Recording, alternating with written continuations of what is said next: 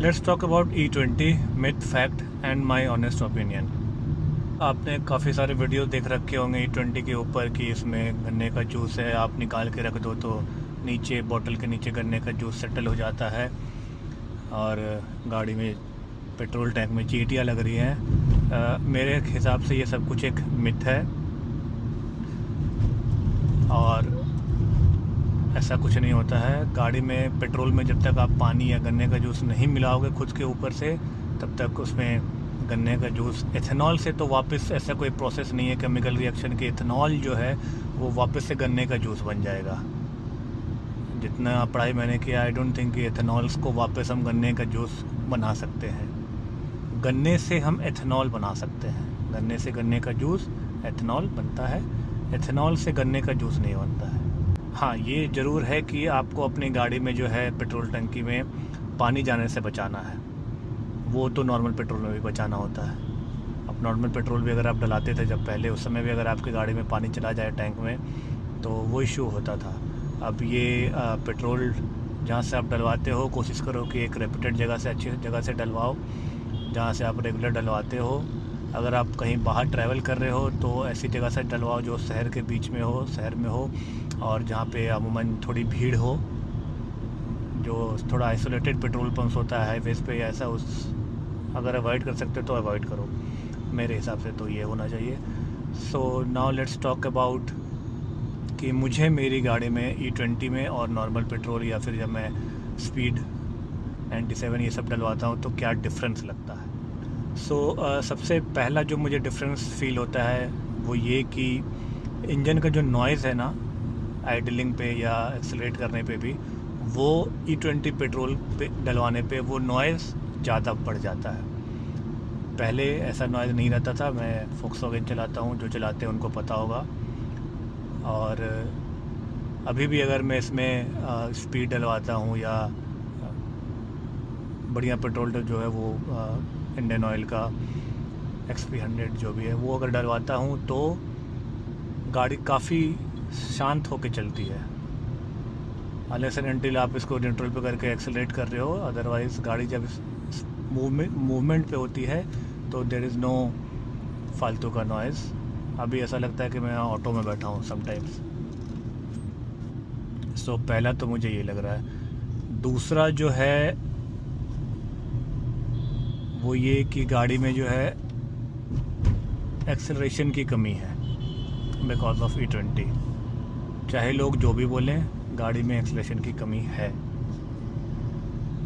ठीक है, गाड़ी उतनी स्मूथ नहीं है। गाड़ी में एक्सेलरेशन जितना normal petrol non E20 petrol में होता था उतना एक्सेलरेशन नहीं है गाड़ी में। अगर मैं ख़ास करके बात करूँ अगर फर्स्ट सेकंड गियर की या थर्ड गियर की, तो इसमें थोड़ा सा तो इशू है। जैसे फर्स्ट गियर से जब मैं सेकंड गियर डालता हूँ, ठीक है, तो अराउंड 1800, 1900, 2000 RPM में मेरी गाड़ी यहाँ पे इंडिकेट करती है कि चेंज योर गियर। ठीक है, नॉर्मल पेट्रोल में करती थी। अभी जो है मुझे वो 2100, 2200 RPM जब आता है तो मुझे इंडिकेट करता है फर्स्ट से सेकंड में जाने के लिए। तो थोड़ा सा तो वहाँ पे वो RPM इंक्रीज़ हुआ है, तो ये मुझे एक डिफरेंस लगा है। और जो नेक्स्ट पॉइंट है कि सबसे बड़ा मेजर पॉइंट जो है वो ये कि पेट्रोल E20 डलवाने से माइलेज ड्रॉप होती है। यस, होती है, और ये बात गवर्नमेंट ने भी माना है। आप जाके चेक कर सकते हो कि उन्होंने काफ़ी प्रेस रिलीज और वीडियोस में मैंने देखे हैं कि गवर्नमेंट हैव एक्सेप्टेड कि there will be a 3-4% of reduce in mileage of your car. मेरे हिसाब से माइलेज इसलिए ड्रॉप हुई है क्योंकि जो अभी मैंने इससे पहले जो 2 रीज़न बताए ना, जो मैंने ऑब्जर्वेशन किया है कि गाड़ी स्मूथ नहीं है, गाड़ी में आवाज़ आ रही है, गाड़ी में एक्सेलरेशन की कमी है। आई थिंक ये एक मेजर रीज़न है कि गाड़ी में जो माइलेज है वो कम हो गया है। क्योंकि हम अगर थोड़ा सा एक्सेलेटर दबाने पे गाड़ी जितना स्पीड पकड़ रही थी, अभी सेम स्पीड अटेन करने के लिए हमें एक्सेलरेशन ज़्यादा दबाना पड़ रहा है, एक्सेलेटर पेडल। और इस हिसाब से, मेरे हिसाब से, इसलिए इस वजह से गाड़ी जो है वो ज़्यादा पेट्रोल पी रही है। अब लॉन्ग टर्म क्या इफ़ेक्ट रहेगा गाड़ी में वो तो अभी नहीं कह सकते क्योंकि अभी मार्केट में नया आया है। तो let's wait and watch long term effect क्या रहता है E20 पेट्रोल का। हालांकि मैं अभी सर्विस सेंटर गया था, तो जब मैंने अपनी गाड़ी सर्विसिंग कराई तो मैंने सर्विस एडवाइज़र से पूछा भी। उन्होंने ये एडवाइस किया है कि आप जब भी आपके जो गाड़ी की जो इंटरवल जिसमें आप गाड़ी की सर्विसिंग कराते हो, किसी में 10,000, मेरी गाड़ी में 15,000 का इंटरवल रहता है किलोमीटर्स का, तो हर उस इंटरवल में आपको अपनी गाड़ी की थ्रॉटल बॉडी क्लीनिंग और फ्यूल इंजेक्टर, फ्यूल पाइप, इन सब को क्लीन कराना है प्रॉपरली, अगर आप चाहते हो कि आपकी गाड़ी में कोई प्रॉब्लम ना आए तो। और हाँ, बीच बीच में आप, ये मेरा एडवाइस है कि बीच बीच में आप अगर इफ़ योर पॉकेट अलाउ तो आप बीच बीच में जो E0 E5 पेट्रोल है, XP100 या स्पीड पावर जो भी आते हैं, आप बीच बीच में 1-2 बार डला लो, आपको भी वो फील होगा द डिफरेंस जो मुझे फ़ील हो रहा है। क्योंकि मैंने अभी डलवाया था इससे पहले वाले ट्रिप में, जब मैंने फुल टैंक कराया था उससे पहले मैंने वही स्पीड डलवाई थी, और उसमें और इसमें I can literally feel the difference. Refinement, engine में आवाज़, इंजन की स्मूथनेस, पिकअप, ये सब मिला के जो है इंजन में इशू कहो या जो भी मुझे नोटिस हुआ है वो हो रहा है, जिसकी वजह से गाड़ी में ओवरऑल मैंने ऑब्ज़र्व किया है पर्सनली, मेरी गाड़ी में 4 किलोमीटर लगभग पर लीटर का माइलेज ड्रॉप हुआ है। अब आप मेरी कोई एक पुरानी वीडियो उठा के देखना, लिंक डाल दूँगा डिस्क्रिप्शन में। मेरी जो हाफ़ टैंक में मैंने अचीव किया था नॉन E20 पेट्रोल में, वो अराउंड 500 किलोमीटर्स में गाड़ी मेरी चलती थी, और अभी आप देख सकते हो आधे से ज़्यादा कंज्यूम कर लिया मैंने, और अभी भी 403 किलोमीटर है। तो जब मैंने ऐसे, अगर मेरा ये टैंक जो है वो 50 लीटर का है, तो 25 लीटर अगर मैं हाफ़ टैंक मान के चलूँ तो 100 किलोमीटर का डिफरेंस आया है 25 लीटर पे। तो यानी कि 1 लीटर पे 4 किलोमीटर का डिफरेंस है जो मुझे मेरी गाड़ी में फ़ील हुआ है। और अगर आपका माइलेज ड्रॉप हो रहा है तो मेरे हिसाब से जो सॉल्यूशन है, जो मैं भी ट्राई कर रहा हूँ अभी, उस पर कुछ अपडेट रहेगा तो मैं आपको बताऊँगा, वो ये कि अपनी गाड़ी को हार्ड एक्सेलरेट मत करो, सडन एक्सेलरेशन मत करो।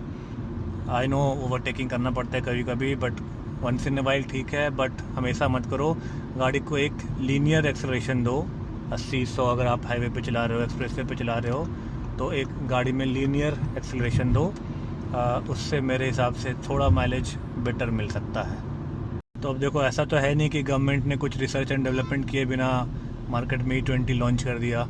काफ़ी रिपोर्ट्स आ रहे हैं जो बताते हैं कि गवर्नमेंट जो है वो काफ़ी टाइम से इस पर रिसर्च कर रही है, R&D कर रही है, तो कुछ तो सोच समझ के किया होगा। बट हाँ, इसका क्या इफ़ेक्ट रहता है वो तो कुछ साल बाद ही पता चलेगा, या कुछ महीने कुछ सालों में पता चलेगा कि गाड़ी पे क्या प्रॉब्लम आ रही है, नहीं आ रही है।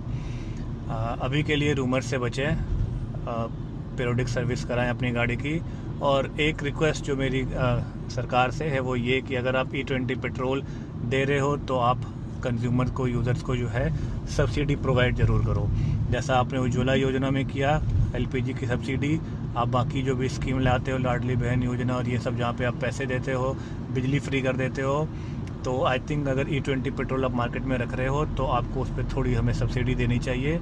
हमें सिर्फ इतना हो कि हम 80% जो हम पेट्रोल ले रहे हैं हम उसका पेमेंट करेंगे, 20% जो आप इथेनॉल ब्लेंड कर रहे हो उस पर आप 20% का आप हमें सब्सिडी प्रोवाइड करो। और दूसरा ये कि आप एक नॉर्मल E5 E10 जो पेट्रोल पहले आता था उसे भी मार्केट में रखो, उसका प्राइस आप जो भी रखना है 110 115, आप E20 वाले से ज़्यादा रख सकते हो ऑब्वियसली। तो ये मेरे हिसाब से सरकार को कुछ करना चाहिए इस पर।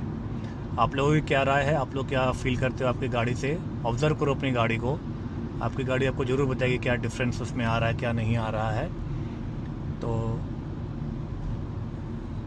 ये देखो और कमेंट बॉक्स में ज़रूर बताओ।